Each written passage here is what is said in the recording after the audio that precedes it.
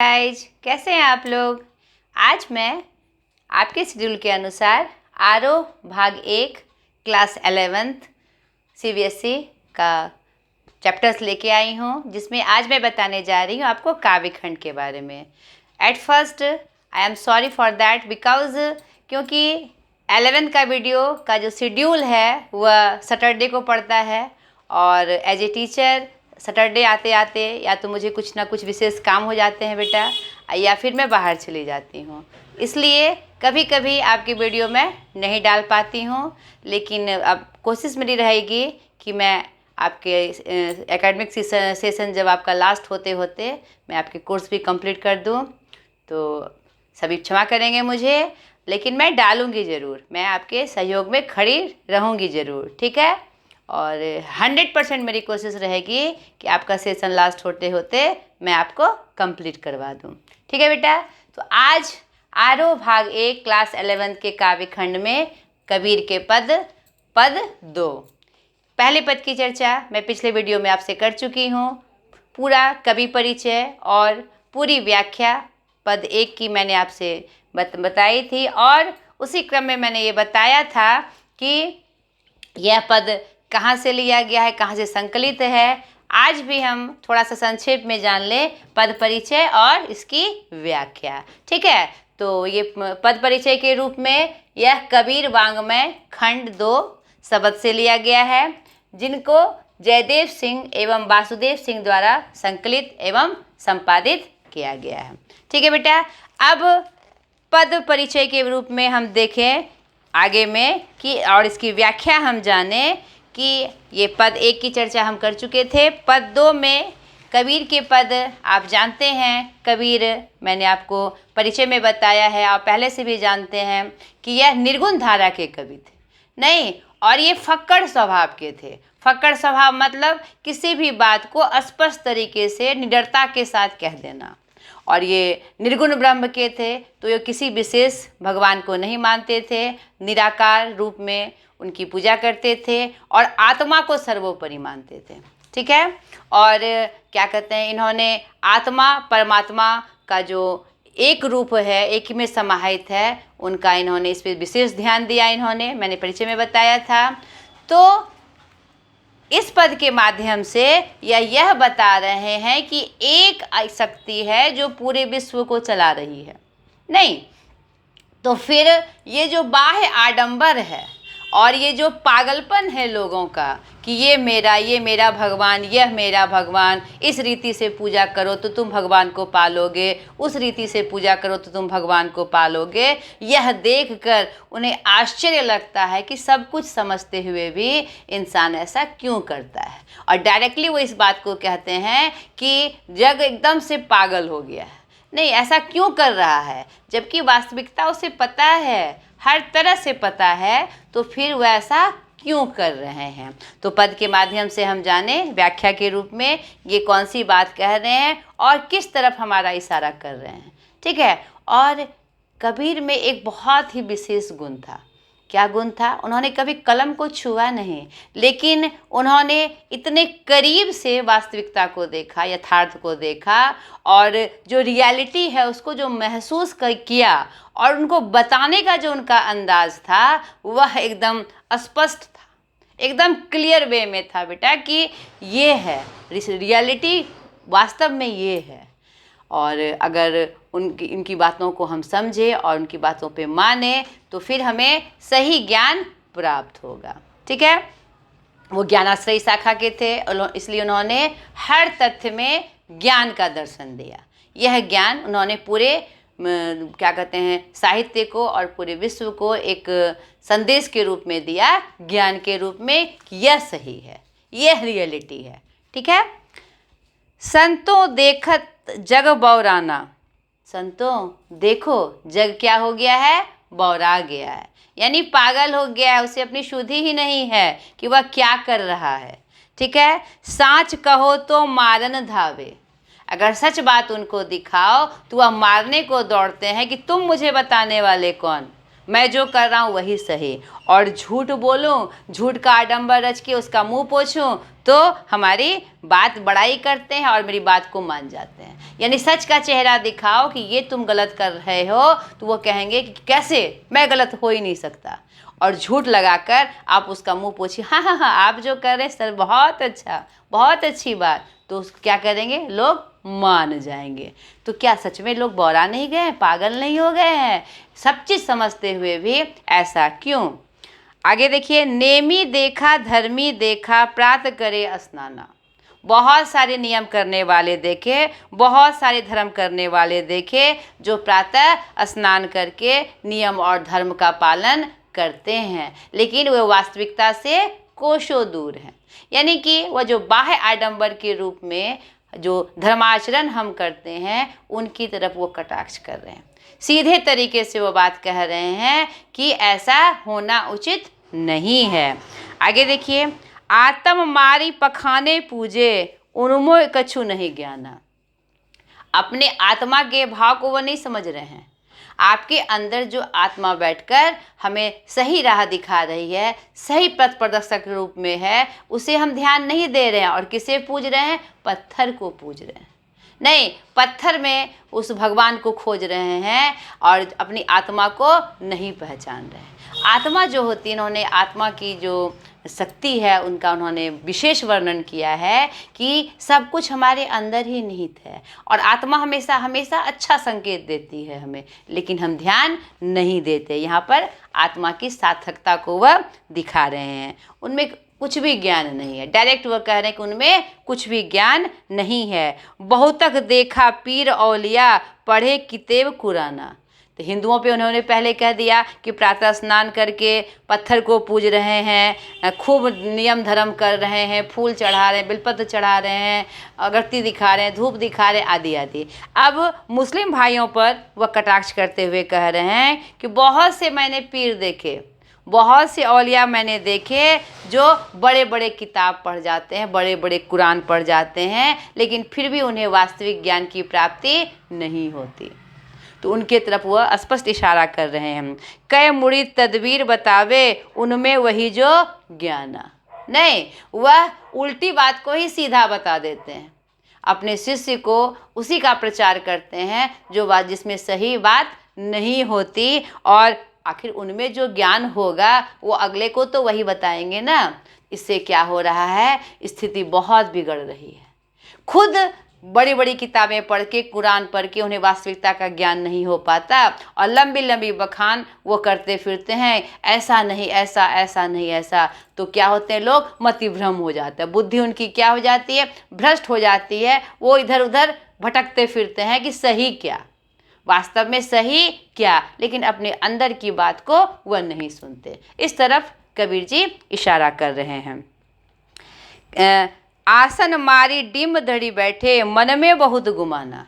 विभिन्न आसन करके एकदम डिम्ब लगा के एक मुद्रा में बैठ के वो अपने आप को क्या कह रहे हैं कि मैं बहुत बड़ा ज्ञानी, बहुत बड़ा संत, बहुत बड़ा पंडित हूँ। नहीं, और उनको मन में बहुत गुमान भी है, अपने आप में घमंड भी है कि मैं ये करता हूँ और ये एकदम सही रूप में ये मैं सच सही कर रहा हूँ।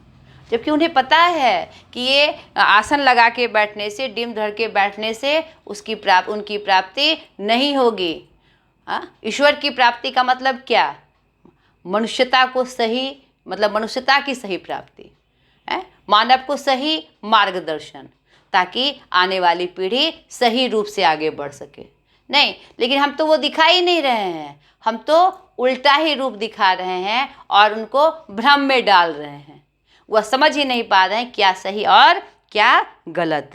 पीपर पाथर पूजन लागे तीर्थ गर्भ भुलाना। आगे की पंक्ति में और स्पष्ट कर रहे हैं कि पीपर को पूज रहे हैं, पीपर पूज के वह सोच रहे हैं कि हमें परमात्मा की प्राप्ति हो जाएगी। पत्थर को पूज रहे हैं और सोच रहे हैं कि हमें परमात्मा की प्राप्ति हो जाएगी, मनुष्यता का सही ज्ञान हो जाएगा। अरे, ज्ञान तो तुम्हारे अंदर बैठा है आत्मा के रूप में, उनके इशारों को समझो और वास्तविक सही रूप से वास्तविकता को पहचानो। और तीरथ करके तुम तीरथ जाते हो, वही वाली बात हो जाती है, मुंह में राम बगल में छुरी। हम तीरथ पे जाते हैं, रास्ते भर हम क्या बखान करते हैं, उसने ऐसा किया, उसने ऐसा किया। रास्ते भर का हमारा व्याख्यान क्या होता है, इधर उधर की बात में। और तीरथ पहुंचकर दर्शन करके हम क्या सोचते हैं, अपने आप को कृतार्थ समझते हैं कि मैंने बहुत बड़ा काम कर लिया, अब भगवान से साक्षात्कार करने में हमें कोई नहीं रोक सकता। क्या वास्तविकता ऐसी होती है? नहीं होती। होती है? नहीं होती है बेटा। तो उसी की तरफ वो ध्यान हमारा आकर्षित कर रहे हैं कि तीर्थ जाके गर्व में हम चूर हो जाते हैं कि अरे मैंने ये तीर्थ किया, मैं काशी गया, विश्वनाथ गया, द्वारका गया। नहीं, तो वहाँ जाने से क्या आपका मन का मैल खत्म हुआ? भाईचारा आपके अंदर आई? मनुष्यता का जो सही चेहरा है, जो ईमानदारी है, परोपकार है, क्या आपके अंदर वो आया? नहीं आया तो आपका तीरथ करना भी क्या होता है? बेकार होता है। इसी की तरफ वो कटाक्ष कर रहे हैं। तीरथ पे जाइए, लेकिन वास्तविक रूप से अपने मन के मैल को धो कर जाइए, तो आपका तीरथ। वो तीरथ का विरोध नहीं कर रहे हैं। यहाँ पर बहुत सारे लोग जो कबीर विपक्षी हैं, वह कहते फिरते हैं कोई डायरेक्ट वे में वो जो हमारा क्या कहते हैं हिंदू संस्कृति का जो नियम धर्म है उनका वो विरोध करें। नहीं, उनका वो विरोध कभी नहीं करते हैं। अगर वो विरोधी होते तो आज भी वो प्रासंगिक नहीं होते। वो क्या कह रहे हैं, वास्तव में उनकी बातों को समझिए। वह यह कह रहे हैं कि हम अगर परमात्मा से साक्षात करना चाहें या वास्तविक अर्थ में किसी अच्छे ज्ञान की प्राप्ति करना चाहे तो उसका तरीका क्या है। हम इधर उधर भटक के सोच रहे हैं कि हमने ज्ञान प्राप्त कर लिया, और खुद जब लास्ट में अपना कैलकुलेशन हम करते हैं तो हम पाते हैं कि हम तो अभी भी भटक रहे हैं, हमने वो प्राप्त कहाँ किया। इसकी तरफ वो इशारा कर रहे हैं। ठीक है बेटा, आगे देखिए। टोपी पहिरे, माला पहिरे, छाप तिलक अनुमाना। आगे की पंक्तियों में फिर वही विरोध करते हुए नजर आ रहे हैं। टोपी पहन लेते हैं, माला पहन लेते हैं, छाप तिलक बना लिया और अपने को क्या बता दिया? पंडित बता दिया। और सामने वाले को भी वह उल्टा ही ज्ञान देकर उन्हें क्या कर रहे हैं? भ्रम में डाल रहे हैं। नहीं, उनमें अलगाव की प्रवृत्ति ला रहे हैं। तो यह इनके तरफ इशारा करके वो बता रहे हैं कि यह सही नहीं है, यह मानवता की असली पहचान नहीं है, ये आने वाली पीढ़ी का मार्ग हम प्रशस्त नहीं कर रहे हैं, उनमें हम क्या डाल रहे हैं? बाधा डाल रहे हैं। तो यह जो चित्र है स्पष्ट हो जानी चाहिए, यह बातें स्पष्ट हो जानी चाहिए। साखी शब्द ही गावत भूले, आत्म खबरी न जाना। बड़े बड़े दोहे, बड़े बड़े श्लोक, बड़े बड़े छंद पढ़ जाते हैं और सोचते हैं कि मैंने ये पढ़ लिया तो मैं पंडित हो गया। उसका वास्तविक अर्थ क्या है, उसमें जो ज्ञान निहित है वह आपको किस तरफ इशारा कर रहे हैं, आप वो नहीं समझ पा रहे हैं। वो पंक्ति भी हमारे आत्मा में जो निहित है उसका ज्ञान कराती है। हम सिर्फ उस पंक्ति को पढ़ के ही गर्व करते हैं, उनके भाव को समझने का बीड़ा हम नहीं उठाते, अपनी आत्मा को नहीं पहचानते। उस खबर में जो उस छंद में, उस दोहे में, उस श्लोक में जो आत्मा के बारे में बताया गया है उसका वास्तविक ज्ञान हम नहीं लेते। हिंदू कहे मुझे राम प्यारा, हिंदू क्या कह रहा है? राम राम। नहीं, हमारे राम ही सब श्रेष्ठ हैं। और तुर्क कहे रहीमाना, मुस्लिम भाई क्या कह रहे हैं कि रहीम मेरा श्रेष्ठ है। अरे सब तो एक ही है, आप राम से पूजा करिए, उस रहीम से पूजा करिए, नहीं गुरु से पूजा करिए, यीशु के रूप में पूजा करिए, सब तो वो एक ही है। ठीक है, आप अलग अलग धर्म अनुयायी हैं तो अलग अलग ढंग से आप पूजा करिए, अलग अलग नामों से पूजा करिए, लेकिन जाना है एक ही शरण, एक ही रास्ता। तो फिर वहाँ पर ये भेदभाव क्यों? यह मेरा सर्वश्रेष्ठ, यह मेरा सर्वश्रेष्ठ, इनके बारे में वह बता रहे हैं। यह गलत है। ठीक है, आपस में दो लड़ी लड़ी मुए, मर्म न का हो जाना। आपस में ही दोनों लड़ के मर रहे हैं, यह मेरा, यह मेरा, जबकि वास्तविकता यही है, एक ही। जिस नाम से भजो, जिस नाम से तुम उसे पूजो, एक ही है, तो फिर ये भेदभाव क्यों फैला रहे हो? यह मेरा सर्वश्रेष्ठ, यह मेरा सर्वश्रेष्ठ, नहीं, दोनों एक ही है। इस तरफ कबीर जी इशारा कर रहे हैं। घर घर मंत्र देत फिरत है, महिमा के अभिमाना। घर घर जाके पूजा पाठ करा के पंडित क्या समझ रहे हैं? मैं ही सर्वश्रेष्ठ हूँ, मैं जो बता रहा हूँ उसे ही मानो और कुछ नहीं। इससे वो क्या कर रहे हैं, मन में अजीब सा भेदभाव फैला रहे हैं। नहीं, इसको खत्म करना है, इसको समाप्त करना है, ताकि आने वाली पीढ़ी जो वास्तविकता का सही चेहरा है उसको देख सके। धर्म के नाम पे ना लड़े, राम और रहीम के नाम पे ना लड़े, ठीक है। गुरु के सहित सिख सब बूढ़े, अंत काल पछताना। यहाँ पर गुरु अगर वैसे रहे, सही ज्ञान देने वाले ना रहे, तो शिष्य भी तो वैसे ही होंगे ना। क्या स्थिति होगी आने वाले समय में, क्या स्थिति होगी हमारे समाज की, दोनों भटके हुए। तो वहाँ पर वो डायरेक्ट इशारा करते हुए कह रहे हैं, ऐसा नहीं करो, तुम अपने साथ साथ आने वाली पीढ़ी को भी खत्म कर रहे हो, आने वाली पीढ़ी के रास्ते में भी बड़े बड़े पत्थर डाल रहे हो, उसको हटाओ, तब वास्तव रूप से तुम क्या हो, पंडित हो। नहीं, कहे कबीर सुनो हे संतो, ये सब भ्रम भुलाना। कबीर जी कहते हैं कि ऐ संतो सुनो, मेरी बात को सुनो, मैं आपको एक सच्चा, एक भक्त, ईश्वर भक्त आपको इशारा कर रहा हूँ। और मैं ये नहीं कहता कि मैं सर्वश्रेष्ठ हूँ, मैं सिर्फ आपको राह बता रहा हूँ कि ये सही है। आप इसको समझने की कोशिश करिए कि कहीं गलत मैं बता रहा हूँ या सही बता रहा हूँ। आप सिर्फ इस भेदभाव को समझ जाइए और भ्रम में मत भुलाइए, भ्रम में मत भटकिए। केति कहो कहा नहीं माने, सहजे सहज समाना। कितना भी लोग कह रहे हैं, इस बात को नहीं समझ रहे हैं कि सहज कैसे हो जा सकता है।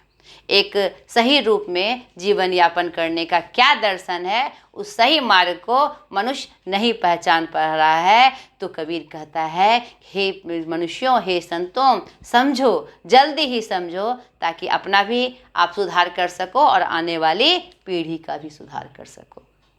बड़ा ही अच्छी, बहुत ही अच्छा ये पद के माध्यम से उन्होंने संकेत दिया, और इसीलिए कबीर हमेशा से प्रासंगिक हैं और प्रासंगिक रहेंगे, क्योंकि उन्होंने एकदम सटीक भाषा में स्पष्ट विवरण करते हुए बात को कही है। नहीं, और ये बात सच है, एक छोटा बच्चा भी इसको समझ सकता है।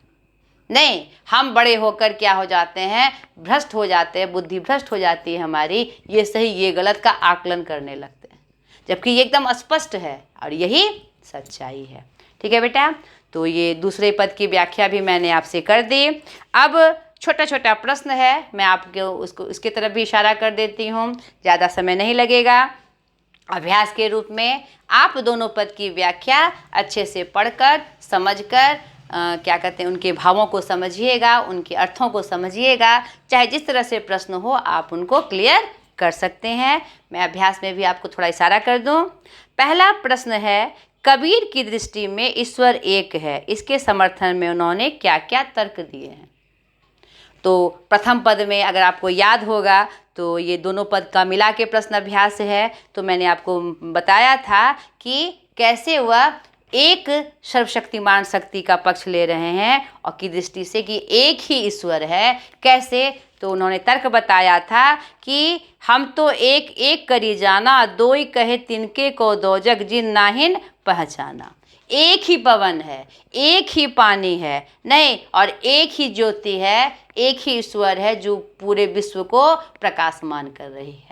उन्होंने तर्क देते हुए जोर देते कह रहे हैं वो, जैसे कि एक क्या कहते हैं, एक जो बढ़ई है वह एक ही क्या कहते हैं लकड़ी से अलग अलग क्या कहते हैं लकड़ी का सामान बनाता है, लेकिन लकड़ी क्या है, एक ही है ना। उसी लकड़ी से भले अलग अलग रूप उसका दे दे वो, लेकिन लकड़ी क्या है, एक ही है। तो यानी कि एक ही सत्ता है जो भले भले अलग अलग रूपों में हमारे सामने आती है। उन्होंने बड़ा अच्छा उदाहरण दिया है, कुम्हार अलग अलग बर्तन बनाता है, मिट्टी से बनाता है ना, लेकिन मूल तत्व क्या है उसकी, मिट्टी ही है जो अलग अलग रूपों में अलग अलग बर्तनों के रूप में हमारे सामने आती है, लेकिन मूल तत्व क्या है, वही मिट्टी। तो वही उन्होंने बड़ा अच्छा संकेत दिया है, हम कितना भी नाम से, कितने भी अलग अलग नाम से उनकी आराधना कर ले, लेकिन मूल तत्व में वही ईश्वर है जो कि एक है। तो उन्होंने ऐसे दिया है, जैसे कि और उन्होंने उदाहरण दिया है कि जैसे काठ, लकड़ी में आप जानते हैं कि लकड़ी के अंदर आग होती है, और ऐसा हमने विज्ञान में भी पढ़ा है, लकड़ी को घसीए तो उससे आग प्रज्वलित होती है, नहीं होती है ना। तो आप जब लकड़ी को काटते हैं, जब बढ़ई लकड़ी को काटता है तो लकड़ी को काटता है, तो उसके अंदर के आग को वो काट सकता है क्या? वो दिखाई पड़ता है क्या? नहीं दिखाई पड़ता। तो वो आग के रूप में निहित जो सर्वशक्तिमान सत्ता है वह उसमें निहित है। लकड़ी भले अलग अलग रूप धर ले, लेकिन अग्नि एक ही रूप में प्रज्वलित होती है। तो यहाँ पर उनकी सत्ता की तरफ इशारा किया जा रहा है कि किसी में निहित हो, किसी में निहित हो, उसको हम अलग अलग नहीं बांट सकते। भले उसका रूप हम उसके उस तत्व में, जो तत्व जिसके रूप का सहारा वो लिए हुए हैं, उसको हम अलग अलग रूप में बांट सकते हैं, लेकिन अंदर के निहित तत्व को हम अलग अलग बांट नहीं सकते। वह एक ही है, अग्नि एक ही है, नहीं, वो जीवात्मा एक ही है, जैसे कि हमारे अंदर निवास करती है वह एक ही है, भले अलग अलग रूपों में उनका नाम ले ले, उनकी आराधना कर ले। ठीक है बेटा, ये सब 2-3 उदाहरण है जिसको देकर आपको आंसर को सटीक बनाना है। दूसरा है, मानव शरीर का निर्माण किन पंच तत्वों से हुआ है? बड़ा ही छोटा सवाल, ये हम जानते हैं हमारा जो शरीर है, हमने बहुत सारे सीरियल्स में भी देखा है और बहुत बार ये आपकी चर्चा आपने सुनी होगी कि हमारा शरीर किससे बना है? अग्नि, वायु, जल, भूमि और आकाश। ठीक है, ये 5 तत्व प्रमुख तत्व हैं जिससे हमारा शरीर बना हुआ है। तीसरा, जैसे बाढ़ी काष्ठ ही काटे, अग्नि न काटे कोई, सब घटी अंतरी तू ही व्यापक धरे स्वरूपे सोई। इसके आधार पर बताइए कबीर की दृष्टि में ईश्वर का क्या स्वरूप है? अभी जस्ट मैंने इसकी चर्चा की, तो इस तरह का जब प्रश्न आए, पंक्ति दी हुई रहे, तो आपको कैसे आंसर करना है? प्रस्तुत पंक्ति हमारे कबीर के पद के पहले पद से ली गई है, जिसमें उन्होंने ईश्वर की सर्वव्यापकता और एक रूप का वर्णन किया है कि ईश्वर एक ही है, भले अलग अलग नामों से उसकी पूजा हो, अलग अलग रूपों से उसकी पूजा हो, लेकिन वह एक ही है और सबके अंदर निहित है, एक शक्ति पुंज के रूप में सबके अंदर निहित है। उसी प्रसंग में वो बताते हैं कि बढ़ई जो है काठ को काट कर अलग अलग रूपों में नई नई वस्तुएं बनाता है। नहीं, वह काठ को काटता है, लेकिन उसके अंदर जो अग्नि है, हम जानते हैं कि काठ के अंदर, लकड़ी के अंदर अग्नि है, तभी तो जब हम घसते हैं तो प्रज्वलित हो जाती है। आप यज्ञों में, बड़े बड़े यज्ञों में जाइएगा, बड़े बड़े तीर्थ स्थान पे जाइएगा, कभी आपको मौका मिलेगा तो आप देखिएगा, जब यज्ञ होता है तो जो अग्नि जो प्रज्वलित की जाती है बड़े बड़े जगहों पर, वो लकड़ी को घस कर ही तैयार की जाती है। वो अलग से वो उपले जलाकर या आग जलाकर अग्नि तैयार नहीं की जाती है। बड़े बड़े आप संस्थान में देखिएगा, जहाँ बड़े बड़े मंदिर हैं, अनुष्ठान होते हैं, यज्ञशाला में आप देखिएगा लकड़ियों को घस के ही अग्नि प्रज्वलित की जाती है, क्योंकि ये हमारे वेदों के अनुसार अग्नि का जो हम लोग आह्वान करते हैं सबसे उत्तम तरीका है। तो वही कह रहे हैं कि हम काठ को काटते हैं, बढ़ई काठ को काटता है, उसके अंदर को अग्नि को नहीं काट सकता। अलग अलग रूपों में वो उसे दे सकता है, लेकिन अग्नि को नया नया रूप वह दिखा नहीं सकता। तो ईश्वर एक ही है, अलग अलग काठ के रूपों में वह निहित है, लेकिन वह एक ही है। ठीक है बेटा, सब घटे अंतरी तू ही, सब घट के अंदर, सबके अंदर तुम ही एक निवास करते हो, व्यापक धरे स्वरूपे सोई, चाहे अलग अलग स्वरूप में वह निवास करते हो। ठीक है, तो आप इस दृष्टि से उन्होंने ईश्वर की एक रूप का वर्णन का एक दृष्टि माना है उन्होंने कि ईश्वर एक है। कबीर की इसी दृष्टि का उन्होंने समर्थन किया, इसी यही भाव यहाँ प्रकट हुआ है। ठीक है, चौथा है, कबीर ने अपने को दीवाना क्यों कहा है? आप जानते हैं, जब मैंने आपको कबीर का परिचय बताया तो वो किस स्वभाव के थे? एकदम फक्कड़ स्वभाव के थे।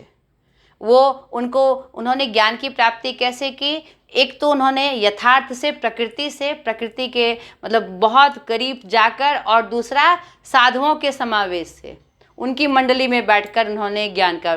तो साधुओं का स्वभाव ही क्या होता है? मस्तमौला होता है, दीवाने जैसा होता है, जो वास्तव में साधु हैं। नहीं, जो रियलिटी में साधु हैं उनको मान अपमान किसी की चिंता नहीं होती, सुख दुख की चिंता नहीं होती, क्या पहनना है, कहाँ रहना है, कहाँ समय बिताना है, उनको इसकी परवाह नहीं होती। वो मदमस्त मतवाले होकर जिया करते हैं। तो कबीर में भी ये सारे गुण थे, ये विशेष जो साधुओं का गुण होता है वो सारे गुण थे। और वो दीवाने की तरह, दीवाना क्या होता है? एकदम मस्त मौला, कोई बातों को फटाक से कह देना, शायद सामने वाले पे जो असर हो, और उचित कहना।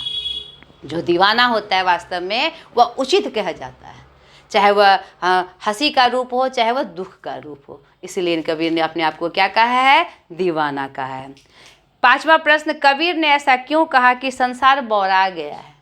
तो पहले मैंने पंक्ति में जब ये द्वितीय पद में पढ़ा रही थी तो मैंने आपको बताया कि संसार को वह पागल हुआ कह रहे हैं, बौरा गए। क्यों? क्योंकि हम एक ही भगवान है, फिर भी अलग अलग नामों में हम लड़ते हैं। अगर सच ये रूप दिखा दो कि ये सही है या एक ही है, क्यों भाई ऐसा करते हो, तो लोग मारने को दौड़ते हैं। और झूठ का उसका मुंह पोंछ दो, नहीं नहीं तुम ही सही हो, तो वो सच मान लेते हैं। तो सच में वास्तविकता समझते हुए भी अगर वो उसको झूठ समझ रहे हैं, इसीलिए लोग उनको क्या कह रहे हैं कबीर? कि संसार बौरा गया है, पागल हो गया है। ठीक है बेटा। 6ठा देखिए, कबीर ने नियम और धर्म का पालन करने वाले लोगों की किन कमियों की ओर संकेत किया है? तो हमने द्वितीय पंक्ति में देखा कि बहुत सारे नियम धर्म वो करते हैं, प्रातः स्नान करके, चंदन लगा के, नहीं बड़ी बड़ी पोथी पढ़ के, लेकिन वास्तविक ज्ञान उनको प्राप्त नहीं होता है। वह जो चाह रहे हैं कि इस वे से हमें सही रूप से भगवान की प्राप्ति होगी, क्या उन्हीं से पूछा जाए क्या उनको प्राप्ति होती है? क्या वो निश्चिंत हो जाते हैं ऐसा कर्म करके? नहीं होते हैं। तो वही कह रहे हैं कि ये इसी कमियों को दिखाकर कि ऐसा ना करे वो कि बड़े बड़े कुरान को पढ़ जाए लेकिन कुरान का जो ज्ञान है अपने अंदर समाहित नहीं ना करे। बड़े बड़े निर्देश हम दे दे, ऐसा करो तो ये होगा, वैसा करो तो ये होगा, लेकिन अपने में उसको ढाले ही नहीं।